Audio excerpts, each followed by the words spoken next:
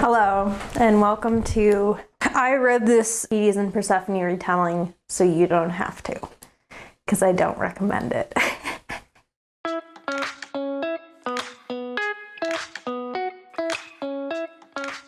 A modern witch reads Neon Gods. This is a book. It is a book.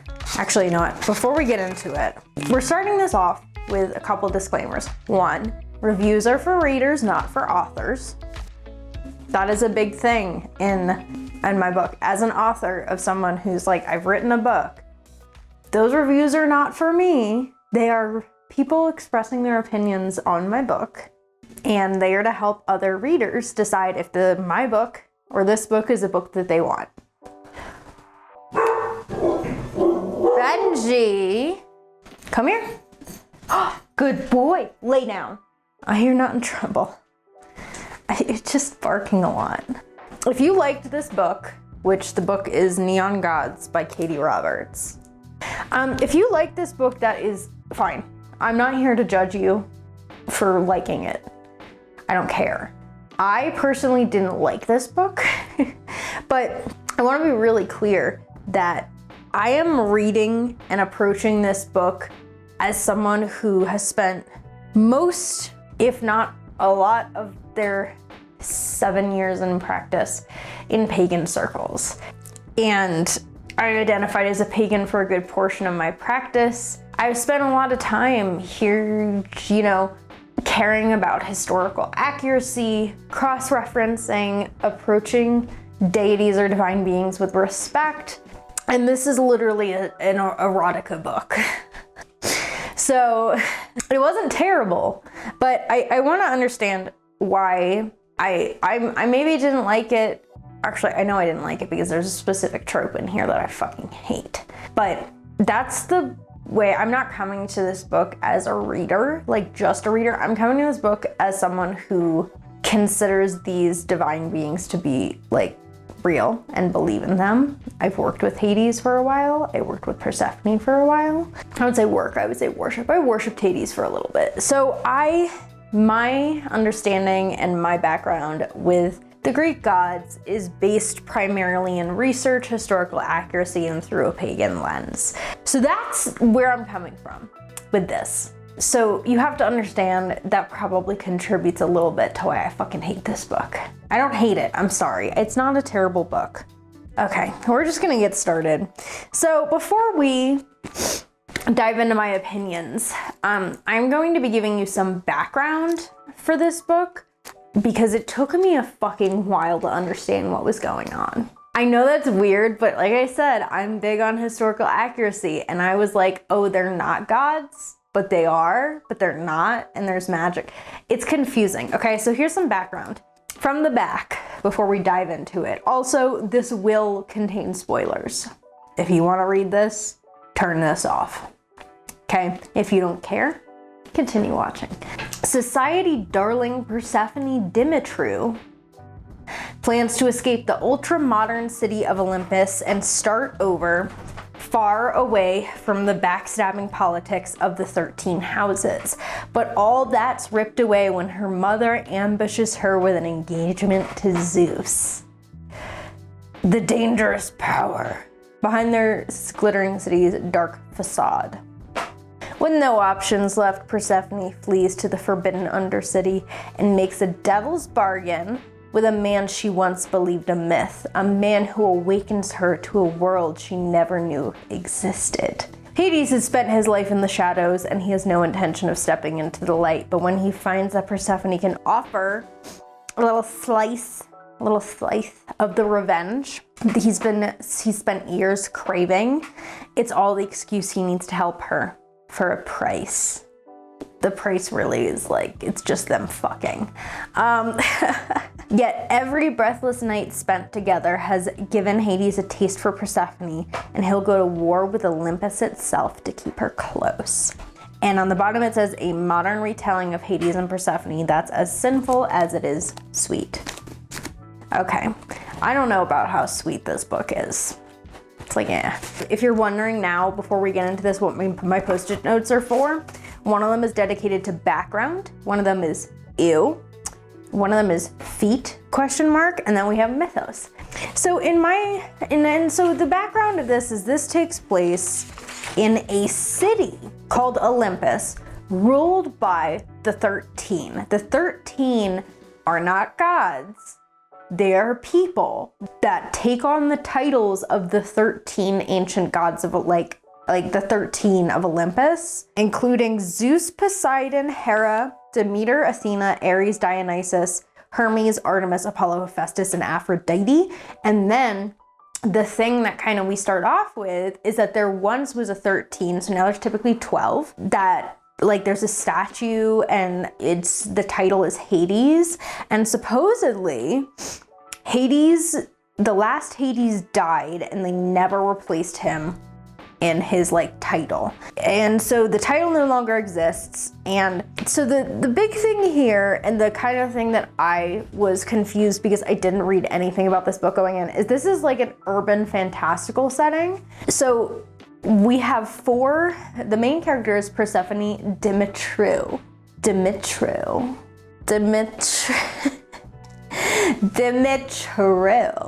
She's got 4 sisters, and they got thrown into like the world of the 13 when their mother, who's not named Demeter, her mother is not Demeter, it's just a woman who has the title of Demeter.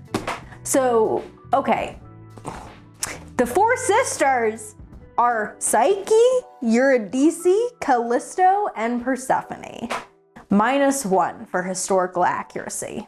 What the fuck is this clusterfuck? I even looked it up. I'm like, maybe I'm wrong. Nope, these guys are not, they're not related, okay? All right, moving on. So the whole idea is that the 13 who rule the city are like power hungry. They'll do anything to get power. And that is emphasized by the fact that within the first chapter, Demeter basically has set up a marriage between Persephone and Zeus. And so Zeus, even in this world, he's the king of the 13. Between Persephone and Zeus without Persephone knowing. And so you'd think, okay, that's not historically accurate, not mythologically accurate. It's not. Demeter, so, and then the whole thing was like that we talked about in the first few pages to set the scene. The plot building happens in 5 pages, by the way. That's why I was so thrown off. I'm like, oh my God, we're really going in it. We're really just headed in here. 5 pages of world building, and I am thrown into the plot, okay? Zeus's last 3 wives, the last 3 Heras, because Hera is the title. And so this guy's name is not Zeus, he's just called Zeus because that's his title. Which I don't think I understand. Like, I don't understand how this is the title that they're in, but everyone just uses the titles as names, when other people not in those titles are in line for those titles just get called their normal names. I don't totally get it. Anyways, the last 3 Heras have died. And Persephone thinks that Zeus has killed those 3 Heras. And and apparently Zeus is also like really gross, misogynistic, like very typical like 60-year-old white man abusing his power. So let's see Zeus as the epitome of the 13 and everything, all the like wrong things about the 13, like all the crooked things they would do to maintain power, all the things they get away with because they're in power. So that's Zeus. And so Demeter basically says, does this marriage without anyone telling, without telling her daughter, not mythologically accurate either.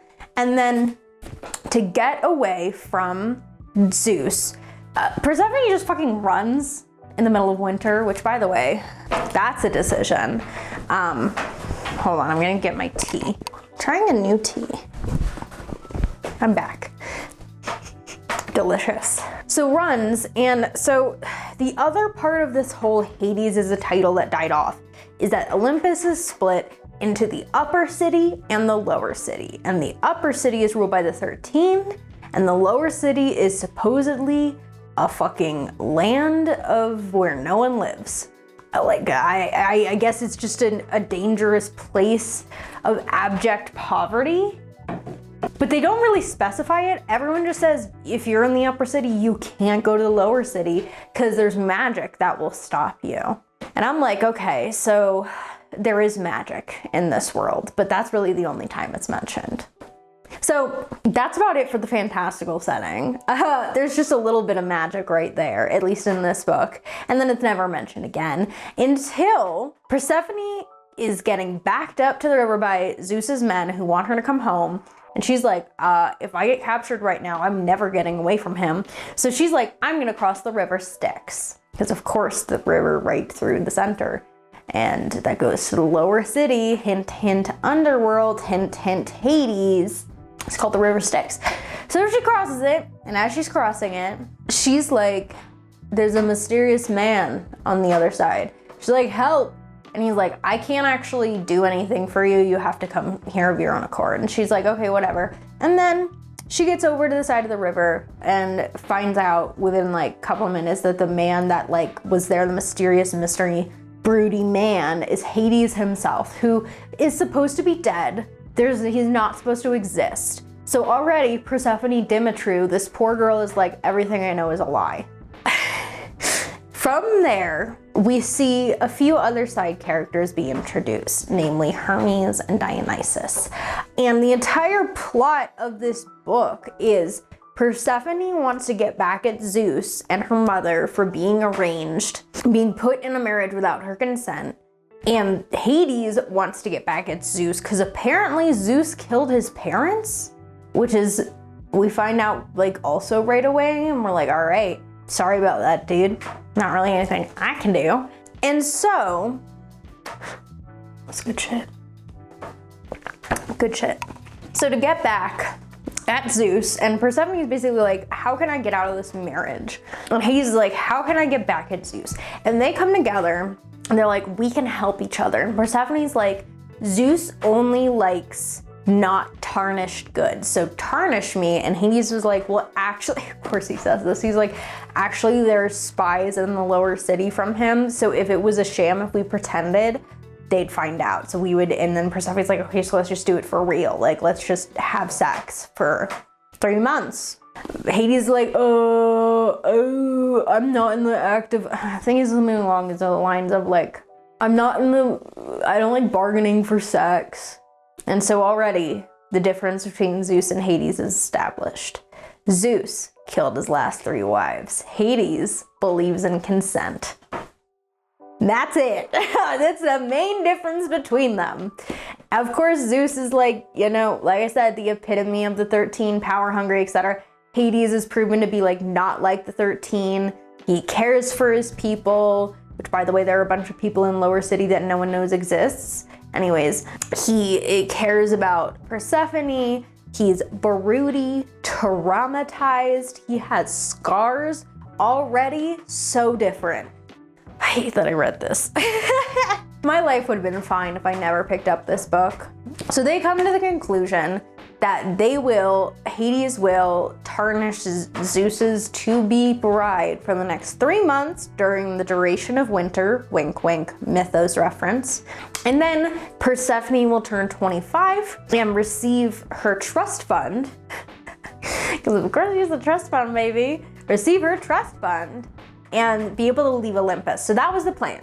And of course, that sets the entire stage for the novel. In between, tiny little bits of political intrigue and moral ambiguity in Hades feeling like he's taking advantage, and Persephone being like, oh no, and then they fall in love, obviously. And you know, there's a big twist in the last like 50 pages that like spells out the end of the novel, and it's like Hades versus Zeus head on, and Persephone getting involved with her mother and trying to save Hades, all this other stuff. And that happens after like someone goes after Eurydice and tries to kill her. So apart from those kind of major plot points, this is mostly sex. This is a sex book, which is okay. At the beginning, Hades is like, I want to let you know I'm into public sex. So we need to publicly have sex to prove that you belong to me. And Persephone is like, okay. So that happens a lot. There's a lot of public sex. I'm like, all right, voyeurism, go off. And that's about the extent of the kink we get, public sex. So it's not a very, I'm like, oh, it's like kinky, but like only a like shout in the other room. Voyeurism is supposedly kinky. They were, you know, he said, do you like bondage? She said yes, and then I never get a little like shibari technique run through. It never happens. Incredibly disappointing for me. If you're gonna go really in depth, like, cause some of this is really in detail. If you're gonna go in detail with these things, why can't you just give me a rundown how to tie some knots on someone? Okay, like I wanna get something out of this. Anyways, that is the background for this story. It takes place in a city. So a few notes. This is not actually, in my opinion, this is not about the gods. This is about a city that takes inspiration from Olympus and the gods in order to inform the book. But in my opinion, is this a retelling? Not really, because having a city named Olympus, having Persephone's safe word be pomegranate, and having people with the same names as Greek gods does not make a retelling. That makes a book that was informed by ancient Greek mythology. I have some mythos notes, and I am someone who feels like if you're gonna do a retelling, you need to get the basic structure of the myth correct, and they didn't do that. A few things. Zeus is promised Persephone by Demeter without Persephone's consent. In the mythos, Hades asks permission from Zeus without Demeter or Persephone and then kidnaps her. And Demeter literally gets angry and winter happens until she gets her daughter back. I'm not a fan of the villain Demeter arc in this because I understand that like Hades and Persephone is one of those things that gets retold again and again and again. It's like really romantic for some people.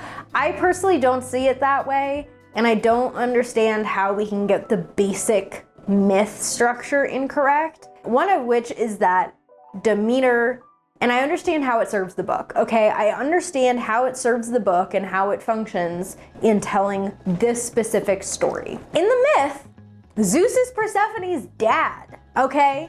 And that's the whole thing, is in ancient Greece, you didn't have to go to the mom or the daughter to ask permission to marry. You just go to the guy in charge and ask that, and then you're done. So I think that by making Demeter the one who gives Persephone away to Zeus as an act of power, like I said, it helps inform this book where there is a city of Olympus and there are 12 titles and they're all power hungry and corrupt, and this is like a dark city that's like really like, you know, I don't know, corrupt. It informs this book. Does it inform our information on the myth? No. Does it give us a new perspective into the myth? No. No, this is tired. I've heard this 100 times. Demeter, the angry mother, the overbearing mother, the mother that'll do anything to keep her daughter under her thumb. Hades, the dark and broody king of the underworld, here to save poor little Persephone and turn her into the dark goddess she's meant to be. It's tired. I'm tired of it. It is literally the most done retelling of Hades and Persephone. Give me something new. Give me something where Hades is the bad guy. Give me something where Persephone is the bad guy. I want to see this. Yeah, so that's, yeah, that's my opinion. I don't even mean Hades is a bad guy. I just want some mythological accuracy. That's all I want. Anyways, moving forward, more mythos notes. Pomegranate is Persephone's safe word. That's the only reference we get to that. Upper city, lower city, underworld, Olympus. That's just, okay. The fear of Hades in this book mimics that in ancient Greece a little bit, but I really don't think that the author did that on purpose. The city is Olympus, ruled by the 13 titles of Greek gods with corresponding jobs. So another kind of ode to the mythos is that everyone thinks that Hades kidnapped Persephone, but she went across the river of her own free will and went to him of her own free will. Persephone is with Hades for the winter. Also, there are other like people like Minth, Chiron are bodyguards to Hades, and around Minth is literally not referenced at all. I wonder if there's more mythos in here. At one point, Eurydice travels across the river into the lower city, aka the underworld, because she was like being chased by Zeus's guys and Orpheus just wasn't paying attention. That's a little ode to that myth. Other mythos we have in here. So every once in a while we get Persephone referenced and like described as like a spring goddess or like full of sunshine. And then throughout the book, the descriptions of her this isn't subtle at all. They literally just say it. Just changes from like spring goddess, made of sunshine, to dark goddess, dark queen. That's Persephone's change. And it's not even, like, it's not subtle in the way it happens. There's no flowery imagery. It's literally just Hades just like describes her as a spring goddess and then describes her as a dark goddess. And we're in one point in the book, he like publicly announces after a public sex stunt that they are equal and belong to each other. Yeah. Other mythos. There's really, I want to let you know, there are more feet tabs than there are mythos tabs. That's saying something, okay? So yeah, people are already primed to fear Hades. The title is the boogeyman of Olympus, so he's seen as the boogeyman of Olympus. We can kind of correlate that to ancient mythos. I have exclusive parties of carefully selected members of the upper city. So you sit, and so everyone, like Hades and Persephone both wear masks. Hades is giving everyone a little bit of making them fear him, playing into the title of the boogeyman, and Persephone is playing into the title of Demeter's perfect daughter. And through them having public sex, they both realize that their masks can come undone with each other. That's about it. It's not like a very fruitful retelling. It's very basic, very much like, what are some things that people associate with Hades and Persephone? Let's just throw them in there. The pomegranate safe word did send me a little bit, because that's it. That's the only pomegranate reference we get is them. Like, the safe word isn't even ever used. She just sets it and then we're done. And I'm like, okay, cool. So, like I said, this is a retelling that's been done a lot of times. Persephone wasn't kidnapped. She went of her own accord to Hades to get away from her overbearing mother. And while she's there, she discovers that she's not just the goddess of spring, but she is a dark goddess. And she is like, can come into her power, and she is protective. And she is not Demeter's perfect. It's like I've heard it 100 times. Okay, what's really exciting about this book is the sheer amount of times that feet are mentioned. We're gonna get a feet count going, okay? Feet count up in the corner, okay?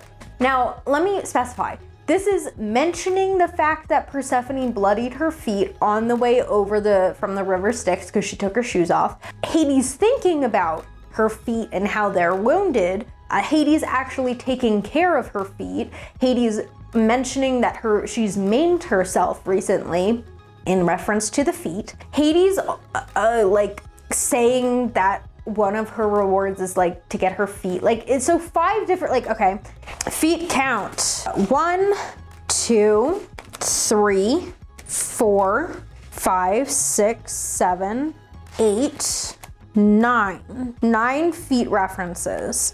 And they're mostly in the beginning of the book when Persephone actually injures herself trying to get across the river, because he's like really obsessed with the fact that like her feet are injured, and he's like, you don't take care of yourself, you'll push your body to a breaking point. And Persephone's like, I'm a damn grown woman.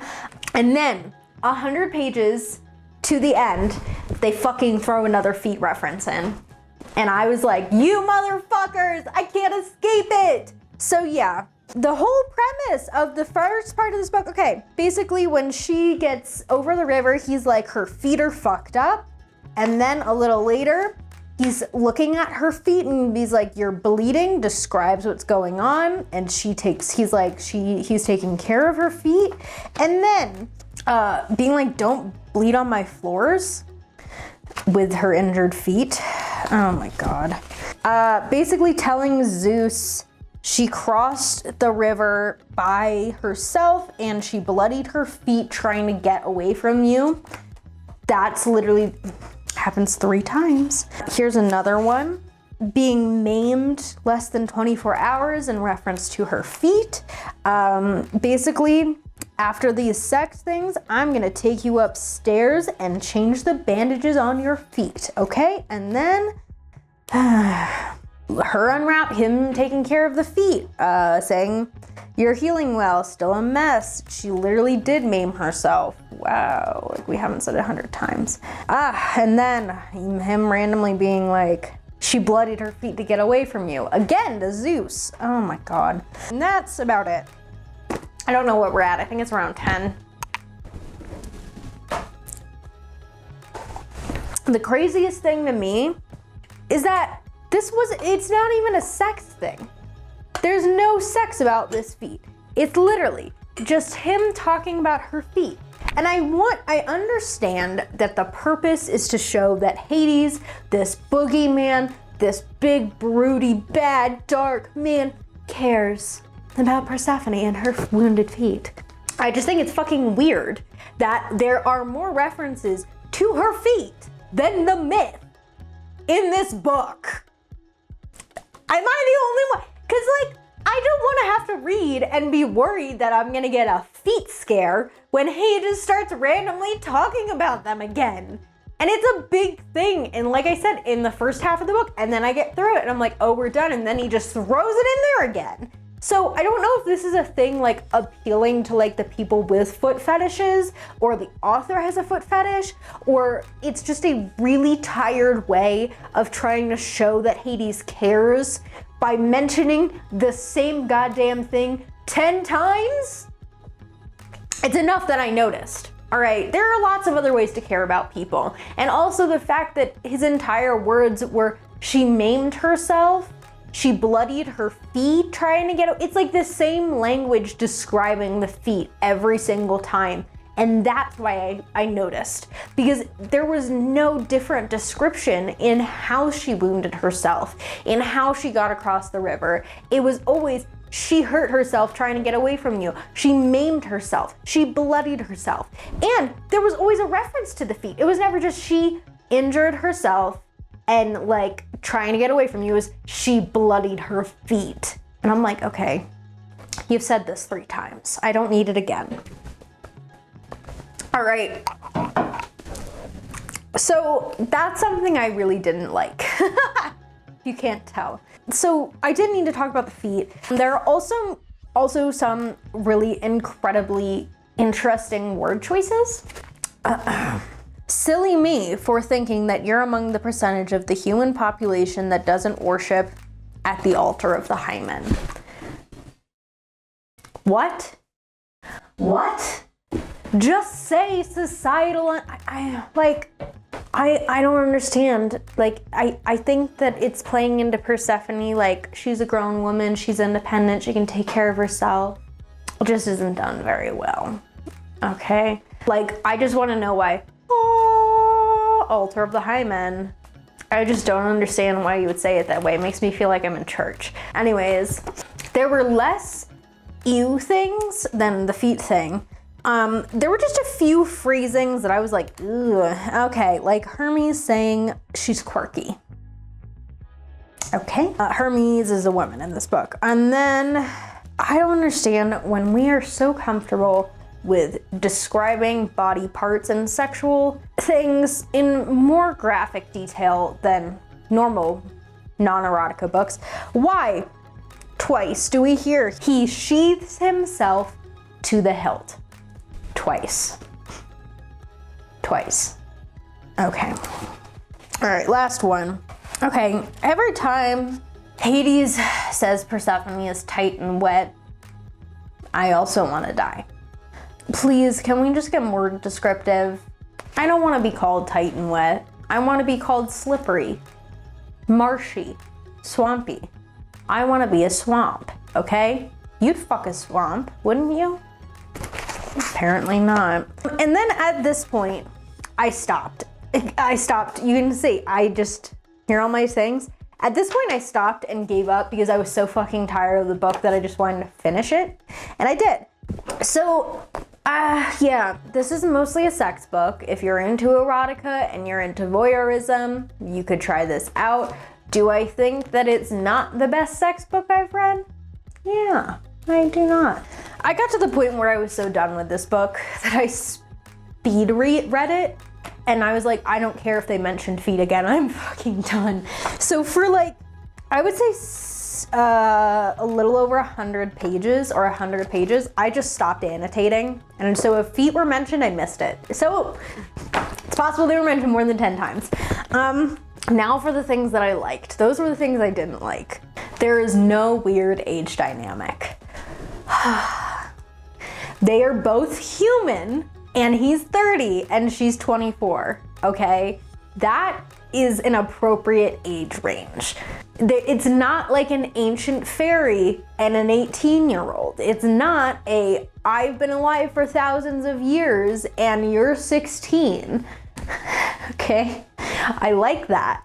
I like that they're two consenting adults, because sometimes I'm reading a book and they're like, we're two consenting adults. And I'm like, you're literally 20 years old and he's been alive for thousands of years. You are a consenting adult. He is an ancient predator. No weird age differences. Thank fucking God, okay? That literally could sell me on this book. If someone's like, here's an erotica book that contains like one of the tropes you don't really like, but there's no weird age difference, I'd be like, fuck yeah, I'll take it. Cause if we're trying to sit here and say this isn't a modern retelling, it's just a book based off of like some characters in Greek mythology, I would like it. I don't think this is a retelling, and I think that by calling it a retelling, we are playing into the same age-old, like I said, retelling that's been done hundreds of times. And I think that it would have been a fresher take, a fresher book, like a good chef's kiss, if it was like, I just pulled from Greek mythology to make these characters, and it kind of pulls from the myth of Hades and Persephone, but not really. Because that's what it is. That's about it for what I liked. Oh, you know what? That's not true. I did like that there were like side characters. Hermes and Dionysus are fucking like two of the other 13. They just keep breaking into Hades' house and drinking his alcohol, which I think was really funny. They're obviously the comedic like relief in the book, but there's hints at Dionysus not being interested in sex, which could mean that he's asexual, but it's never spoken. In the same way that both Persephone and Hades have admitted to having same-sex lovers in the past, but it's not really a major plot point, which I don't know if I like or dislike, because it doesn't really feel like representation. It just kind of feels like you threw it in there. And I think it's interesting that Dionysus is portrayed as someone who's not interested in sex. Teach their own. Everyone has different interpretations of the gods, even though these are literally not gods, they are humans with titles, which I still don't understand why everyone is just referred to by their title at a certain point instead of their real names. A few other things, okay? In this book, whenever they say, oh my God, they say, oh my gods. Question, what is the religion? Now we're getting into the places that confuse me. One, they say, oh my gods, but none of these people are gods, so I'm confused if like the original Olympus was built by gods and people they've continued the structure of the Greek gods into the human days, 1. 2, did ancient Greece exist and are they pulling from ancient Greece? Okay. 3, if not, what's the religion? Why are we saying gods? That implies that like in this city, Christianity is not the dominant religion, it's something else, but no one here is paying ode to like ancient Greek ways. They just have titles referencing them. Okay, so 1, do not understand that. I don't know what the religion is, and that really pisses me off. As you can tell, I am someone who loves a world building. You can't just say, oh my gods, and then like never follow up with like, which gods are you talking about? And most people will be like, well, of course it's ancient Greece, but then I'm like, okay, so if it is ancient Greece, how did we get here to a city named after like Olympus with 13 power positions named after Greek gods inhabited by humans? Is this a modern form of worship? Is this just like, cause nowhere does this book say Olympus like originated with ideas from ancient Greece. It's just Olympus exists. Okay, so that's, I hate that. I would like background. I want to understand. Maybe they'll elaborate in the future books. Fuck if I know. The other thing that I don't understand, what was it? Yeah, all the bridges are named after Greek plants. Hellebore, cypress, juniper. So like there's so, also California exists. Persephone at the beginning of the book was like, I want to go to California and study at Berkeley. And I'm like, okay, so where the fuck is this place? This is clearly an alternate universe where Olympus exists. We don't know anything past that. It's a city. That's all we get. A city with 13. That's it. That's all we get. I do not know the religion. I do not know how it came to be. I don't know why there are so many references to Greek mythology. Is it because they pulled from the Greek myths? Is it because the Greek gods formed Olympus and then passed it down? I don't understand. Okay, also, California exists, which means Olympus must exist somewhere in our world, in this alternate universe. Fucking where? Tell me. Is it New York? Are we in Canada? Are we in Europe? I hate that I don't know anything about the fucking world. And I'm sure other people would be so happy about the fucking sex scenes in this book. They're okay. They're like, they do the job. That they wouldn't care, but I care.